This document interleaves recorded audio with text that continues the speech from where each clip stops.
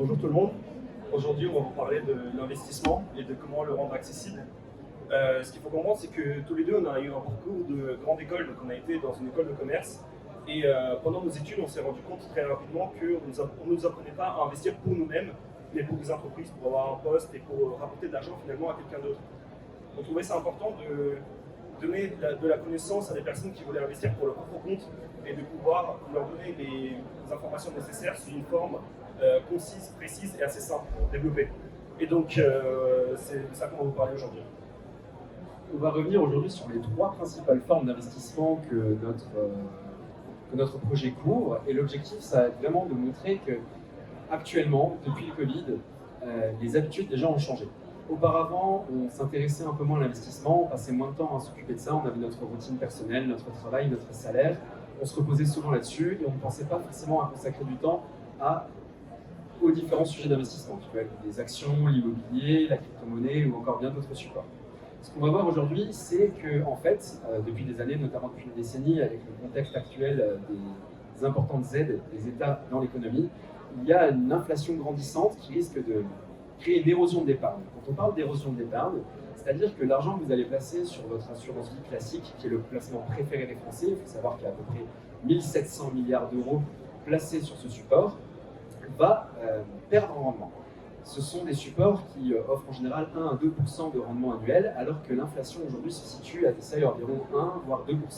Une inflation qui va grandir dans le temps et qui va donc entamer votre épargne. Les Français ont généralement une culture de la sécurité, une culture latine du risque qui est très maîtrisée, c'est-à-dire qu'on va être plus réticent que la culture anglo-saxonne, c'est-à-dire les Américains ou les Anglais, à investir dans les marchés actions, dans le capital d'une entreprise pour avoir un rendement plus élevé mais plus risqué. On parlera de volatilité, on définira ce propos. Et on va voir qu'en fait, il est très important, même avec notre culture un peu réticente, de s'ouvrir à ces milieux-là, de diversifier son patrimoine, et ça va être donc le sujet de cette conférence. Donc, dans un premier temps, on va parler d'un sujet assez classique, qui est l'immobilier. Donc, c'est ton sujet, donc je te laisse le présenter. Et ensuite, on parlera des autres supports qui sont, à mon avis, un peu plus intéressants et un peu moins traditionnels. Donc en fait, l'immobilier, c'est aujourd'hui le placement préféré des Français. Il faut savoir que le patrimoine moyen d'un ménage, donc l'ensemble des personnes qui vivent sous un même toit et qui génèrent un revenu, est composé d'environ 260 000 euros. Se situe à environ 260 000 euros. Et 60% de ce patrimoine est investi en immobilier. Le reste peut l'être en produits financiers, en épargne ou en patrimoine professionnel, c'est-à-dire les parts que vous détenez d'une entreprise qui peut être la vôtre. Pourquoi l'immobilier est le placement préféré des Français avec l'assurance vie ? Parce que l'immobilier, contrairement aux actions, a une volatilité qui est très basse. Qu'est-ce que la volatilité ? La volatilité, c'est l'évolution de la valeur dans un temps donné. Par exemple, une action va avoir une cotation journalière, elle va pouvoir prendre 2%, comme elle va pouvoir perdre 10%. Cela peut faire peur aux gens, parce qu'ils se disent que la valeur de leur patrimoine, donc leur argent investi, va varier fortement d'un jour à l'autre. Ça peut être positif ou négatif. Ce n'est pas le cas de l'immobilier. L'immobilier a une volatilité bien plus basse, c'est un actif stable. Tout le monde aujourd'hui a besoin d'avoir un toit sur la tête. Soit vous payez un loyer, soit vous payez un prêt, soit vous êtes propriétaire, c'est-à-dire que vous avez déjà terminé d'amortir votre prêt.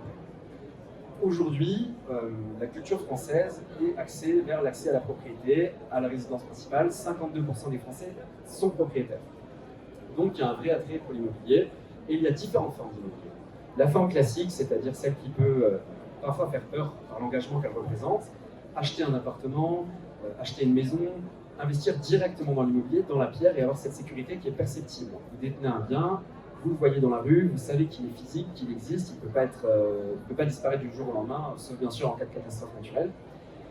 Mais vous avez cette sécurité, vous avez un revenu qui peut tomber par un loyer, qui permet d'amortir un crédit, et c'est un peu une routine qui ne génère pas vraiment de risque. Vous avez un rendement qui se situe généralement autour de 4 à 6 ou 7% pour les actifs un peu risqués. Mais voilà, ça c'est la forme habituelle, c'est la forme que les Français ont privilégié ces dernières années. C'est en train de changer. C'est en train de changer parce que les nouvelles générations se rendent compte que ça va être de plus en plus difficile d'accéder à la propriété.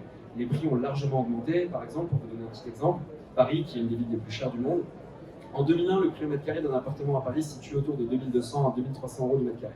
Aujourd'hui, dans certains quartiers, on frôle les 16 000 euros. Donc, pourquoi j'illustre ça avec ces chiffres ? Tout ça pour dire que pour quelqu'un qui gagne même un bon salaire aujourd'hui, c'est très difficile d'accéder à la propriété compte tenu de ses proportions. Donc il y a de nouveaux supports qui se présentent, dont les SCPI ou les foncières cotées. Alors qu'est-ce que c'est ? Ce sont en fait sorte de fonds d'investissement qui vont permettre à tout le monde d'investir un montant bien plus bas que serait nécessaire pour détenir un bien en direct, en totalité, avec les contraintes que ça nécessite, c'est-à-dire gérer un locataire, gérer les entrées, sorties, les problèmes, les rénovations. Donc vous allez déléguer la gestion de votre patrimoine et de votre argent à un spécialiste qui va se permettre d'acheter des biens en votre nom et de les gérer. Pourquoi cela est avantageux et pourquoi cela représente de nouvelles opportunités, bien que ça peut exister depuis des années? Parce qu'aujourd'hui, vous allez entrer dans la vie active, vous allez avoir un certain salaire et vous allez pouvoir accéder à une propriété indirecte, générer un revenu, tout en continuant d'avoir une capacité d'épargne conséquente, tout en ne vous engageant pas sur 25 ans dans un prêt. Et donc on voit qu'il y a une multiplication de ces projets qui sont en train de se créer et qui charment de plus en plus de Français. D'un autre côté, il y a des projets encore plus innovants, encore plus novateurs, comme le crowdfunding immobilier. C'est-à-dire que vous allez apporter une partie de votre argent, ça peut commencer à 10 €, donc c'est vraiment à la portée de toutes les bourses, comme 2, 3, 4 ou 20 000 €, et participer au financement de projets immobiliers auxquels les banques ont décidé d'arrêter leur financement à un certain pourcentage. Vous complétez le pourcentage de financement, vous accédez à une rentabilité qui peut parfois se situer autour de 8 à 9 %, donc ce qui est très intéressant, tout en ne mobilisant pas un capital forcément important quand vous débutez dans la vie ou quand vous ne voulez pas prendre de risques forcément importants parce que vous avez des contraintes de garder de la liquidité ou d'autres projets qui sont sur vous. Donc voilà, aujourd'hui, l'actif immobilier, le poste immobilier dans un patrimoine reste très important, notamment en France, culturellement et par sécurité. Et il correspond à un profil de risque qui, à peu près 100% des Français sont satisfaits par le niveau de risque et de rentabilité de l'immobilier dans une partie de leur patrimoine. Maintenant, je vais laisser Artem parler d'actifs un peu plus dynamiques, un peu moins stables et parfois un peu moins connus, qui bloquent plus de gens pour l'accès à l'investissement. Alors l'immobilier c'est bien, mais si on a envie d'aller chercher des rendements un peu plus intéressants qui vont aller bien au-delà de 10%, à ce moment-là, on va se tourner plus vers la bourse que la crypto-monnaie. Commençons graduellement et parlons dans un premier temps de la bourse. Auparavant, pour placer un ordre en bourse pour acheter une action, vous deviez passer par votre banque avec des délais supérieurs. Vous pouviez avoir quelques jours de délai en fonction de l'ouverture du marché et en plus de ça, vous aviez des frais qui étaient conséquents également. Pour un ordre de 50 €, vous pouviez avoir jusqu'à 20 € de frais lorsque vous achetiez l'actif et lorsque vous le revendiez. Perdre presque 50% de votre investissement dès le départ, c'était assez compliqué. Aujourd'hui, l'accès à l'investissement est rendu beaucoup plus rapide et d'une manière beaucoup plus simple à travers des applications, à travers des acteurs comme par exemple Pgero ou Boursorama, où il suffit de créer un compte, où on vous donne l'initiative d'investir en vous donnant quelques fonds pour commencer, pour vous essayer là-dessus. Et c'est devenu tout simplement beaucoup plus simple et beaucoup plus rapide. En plus de ça, on parle beaucoup de la bourse lorsque les actions varient, mais il faut savoir qu'il y a d'autres rendements des actions qui peuvent être les dividendes, par exemple du bénéfice que l'entreprise génère, qui peuvent vous être versés trimestriellement ou annuellement en fonction de chacune des entreprises. Encore une fois, c'est quelque chose d'assez classique et qui se vulgarise de plus en plus. D'ailleurs, une petite donnée, cette année, c'était l'année où il y a eu le plus de nouveaux investisseurs particuliers, donc pas institutionnels, sur le marché de l'investissement et sur le marché boursier. Et maintenant, on va parler des cryptos. Alors, si vous avez les reins pas très solides, n'allez pas là-dedans.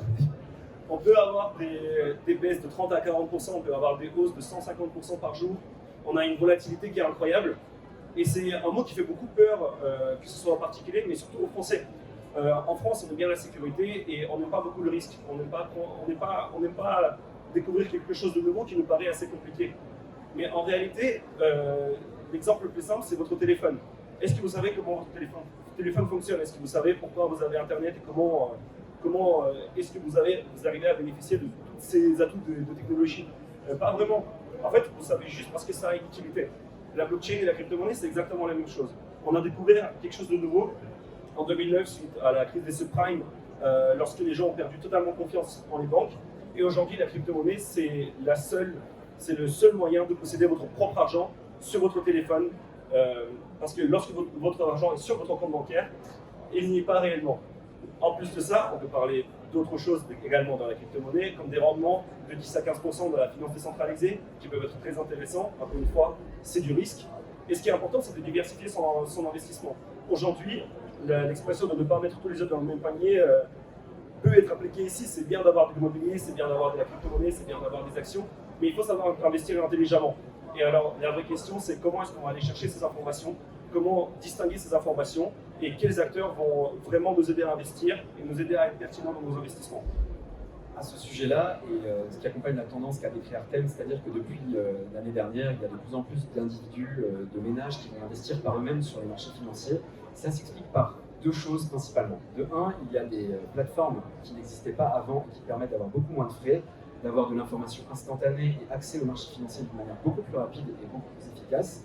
Et de deux, il y a en parallèle, on en parlait hier dans notre intervention sur comment rendre son entreprise intéressante et attrayante pour ses clients, de plus en plus de personnalités publiques reconnues dans le secteur de la finance qui vont donner des conseils sur les réseaux sociaux, qui vont donner des informations gratuites, accessibles facilement et fiables. On peut citer notamment Nicolas Chéron, par exemple, qui lui est un trader assez réputé depuis une vingtaine d'années, qui est un spécialiste des marchés financiers et qui lui a son propre environnement, qui va donner sur Twitter et sur le site web ou même sur YouTube des informations pertinentes, pratiques, à la portée de tous, qui va leur permettre d'investir facilement sur les plateformes qu'on a citées en premier temps et donc de démocratiser cet investissement qui était auparavant quasiment obligatoire de passer par un banquier, un courtier ou autre, notamment sur les marchés actions.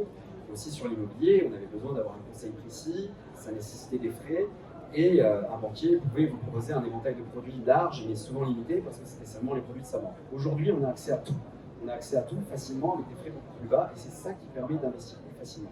Alors, vous avez des plateformes comme DeGiro pour la bourse qui vont vous permettre d'avoir accès aux titres boursiers, donc d'acheter des ETF, donc des indices qui vont répliquer des performances si vous ne vous sentez pas à l'aise pour acheter vous-même vos actions et sélectionner votre portefeuille. Vous avez aussi Boursorama qui est aujourd'hui un des leaders en France et même en Europe sur les pays qui l'ont accepté comme plateforme d'échange sur les marchés financiers. Mais vous avez aussi des plateformes sur des actifs beaucoup plus classiques comme l'immobilier, comme Se Loger, Meilleurs Agents, qui vont vous donner des données de marché très pertinentes, vérifiées tout le temps puisqu'ils ont des partenariats avec des notaires, ce qui va vous permettre en fait de réussir à cerner la rentabilité que vous aurez dans une ville en particulier. Par exemple, vous souhaitez acheter un appartement à Metz, ce qui est une très bonne idée je pense, mais vous ne savez pas dans quel quartier acheter. Vous avez cette plateforme-là qui va vous donner la variation des prix de l'immobilier dans un secteur, dans un quartier de Metz, vous donner le loyer moyen répertorié dans ce secteur-là, ce qui va vous permettre à vous de faire rapidement une analyse pour se dire d'accord, alors là je risque d'être rentable ou non. À côté de ça, pour le financement, vous avez des courtiers en ligne et des sites qui regorgent d'informations qui vous permettront de savoir où aller chercher votre financement, à quel taux. En fait, vous allez moins vous faire avoir qu'avant. Parce que le gros problème de l'investissement, c'est la connaissance et l'information. Souvent, on peut être réticent à aller dans un secteur. Moi, je cite mon exemple. Artem m'a souvent parlé de la crypto-monnaie. J'ai souvent été réticent parce que je ne connaissais pas ce secteur. Une fois que j'ai réussi à m'informer par son intermédiaire et par d'autres plateformes, on a accès à des applications très simples, très faciles à utiliser, qui vous permettent d'investir par vous-même. Et au final, avec cette connaissance, vous arrivez à vous débrouiller tout seul. Et pour revenir sur ce que tu disais, justement, le monde des crypto-monnaies, je trouve qu'il illustre bien le monde d'aujourd'hui. D'ailleurs, sur Twitter, j'avais vu passer ça, c'était une citation, c'est les crypto-monnaies représentent, c'est une caricature de l'année 2021. Aujourd'hui, on veut tout rapidement, on veut devenir riche rapidement, on veut devenir indépendant, on veut tout de suite. On veut aller chercher les grandes performances et on veut aller plus loin. Et c'est exactement la même chose dans l'information. On a vu ça avec les fake news sur énormément de profils qui, sans lire l'article, vont le partager, sans vraiment aller chercher la source, sans vraiment essayer de comprendre d'où ça provient, et ce qui crée énormément de soucis. Alors la réalité, c'est aujourd'hui, personne ne va lire un article de 5 pages sur une action pour pouvoir savoir si on investit dedans ou pas. On a besoin des analyses concises, précises et surtout graphiques. Et donc on est venu vous parler aujourd'hui de la part de Hawk Invest, c'est l'entreprise que nous avons créée qui va parler donc, de l'investissement et qui va vulgariser les 3 domaines d'investissement qui sont les crypto-monnaies, l'immobilier et la bourse. Et on l'a créé d'un simple constat, c'est Axel qui est venu me voir un jour en me disant écoute, j'ai plein de gens qui me demandent des conseils par rapport aux actions. Toi, je sais que tu es dans les cryptos et qu'il y a plein de gens qui te sollicitent. Alors, viens, on crée quelque chose où on pourra justement expliquer aux gens dans quoi on investit et pourquoi on investit dedans. Encore une fois, ce n'était pas du conseil en investissement, mais plutôt de la vulgarisation et de l'explication. C'est comme ça qu'est né Hawk Invest. On a créé une page Instagram où on a décidé de partager nos investissements personnels et nos choix respectifs. Ça a commencé à prendre de l'ampleur, de plus en plus de gens le partageaient et on a décidé d'ajouter le côté graphique à ça. Et c'est là que réellement on a connu une vraie différence par rapport au nombre de gens qui nous suivaient, au nombre de gens qui parlaient avec nous de l'investissement. On a vu que le côté graphique représentait une très grande part dans l'information et dans tout ce qui peut circuler sur Internet, et c'est très important de rendre l'information accessible. Quand on dit accessible, on parle accessible financièrement parce qu'aujourd'hui on juge que c'est plus possible de faire payer pour une information qui peut être disponible sur plein de plateformes, mais aussi accessible à tous, c'est-à-dire quelqu'un qui ne connaît absolument rien en finance, qui n'a pas fait d'études là-dedans, parce que c'est simplement pas son centre d'intérêt, puisse directement, en environ 2 à 3 minutes de lecture, comprendre un intérêt fondamental et s'y intéresser. Notre objectif, c'est de faire en sorte qu'en fait l'investissement devienne, je n'irai pas jusqu'à dire un loisir, mais un divertissement. Occuper son temps à placer son argent, placer son épargne, passer le résidu de son salaire, pour se bâtir un patrimoine. Bâtir un patrimoine, c'est un concept qui n'est pas forcément mis en avant en France. On va souvent nous dire travaille bien à l'école, comme ça tu auras un bon emploi, un bon revenu et tu pourras t'acheter la voiture que tu veux pour te faire plaisir.